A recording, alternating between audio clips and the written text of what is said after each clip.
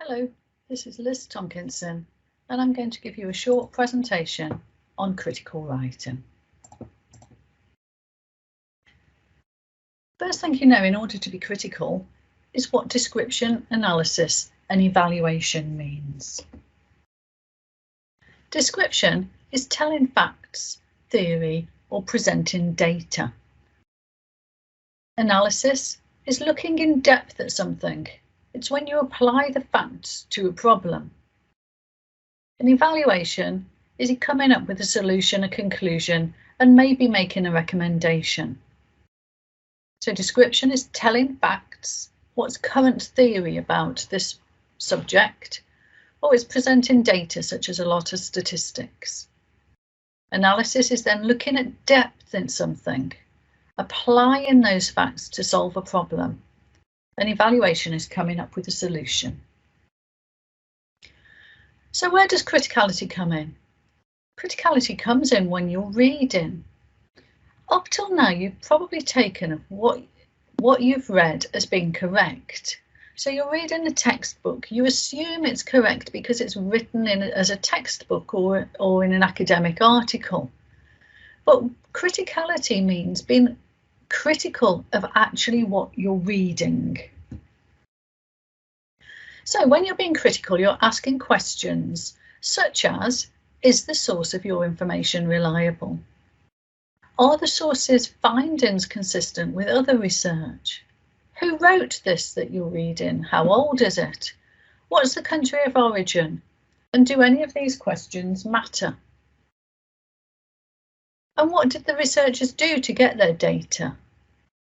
Was it appropriate? For instance, did they send questionnaires out or ask people or do experiments? Was that the most appropriate thing to be doing? These are the type of questions you need to ask to be critical.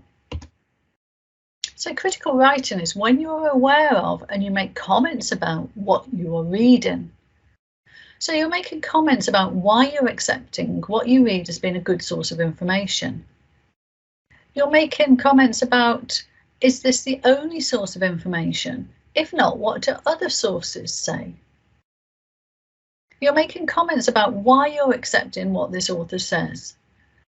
You're asking questions like, do other authors agree or not? You're comparing one author with others who also write about that subject. What do they say in common and what do they disagree on? Also, you're making comments about the research methods used in a piece of research.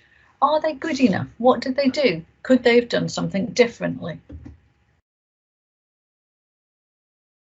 Criticality can also be found in putting forward an argument type question.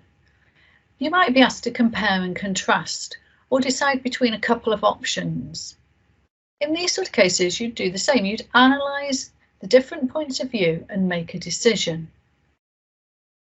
But in this type of question, criticality comes from also recognising that some evidence is more critical, some evidence is more important than others.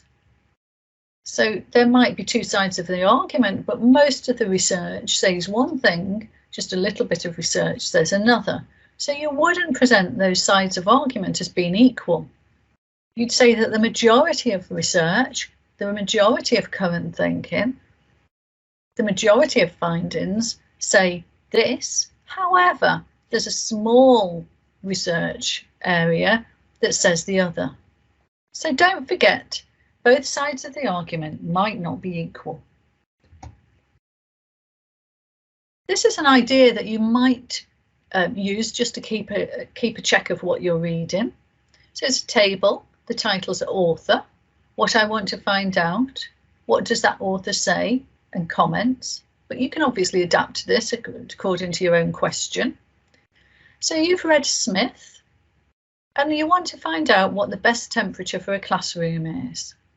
And Smith says it's 21 degrees.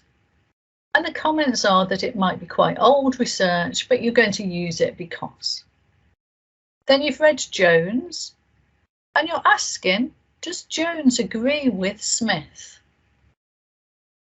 And her research, which was 3 years after Jones, and used questionnaires instead of observation. But it probably came, I haven't put it here, but just say, for instance, it came to the same conclusion that 21 degrees is the best temperature. So Jones agrees with Smith. Then you've read Peters. Peter says that temperature is not so important as other things. And Peters did a much bigger study than the other two, etc., etc. So you're building up a picture. You want to find out what the best temperature for a classroom is. You've read 3 sources of information and you're building up a picture of what those 3 sources say. And that might be a good way just to keep an eye on what you're reading and what they're saying. So, criticality needs judgments about the research which identify its strengths and weaknesses. Now, this isn't to say that the strengths and weaknesses will be equal. There might be very many strengths, there might be no weaknesses, or it just might all be pretty standard research. But you have to be aware of what you're reading, what is particularly good about it, and perhaps why you should be a bit wary about it. So a weakness might be that it's relatively old, or it might be that it only did a small scale investigation.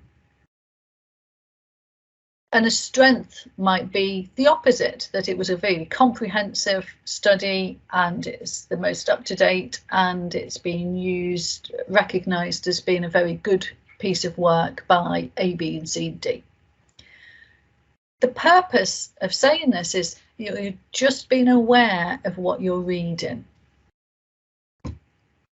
So in your work, you would include comments such as X's small sample should be treated with caution. However, the results are important. X and Y both agree that.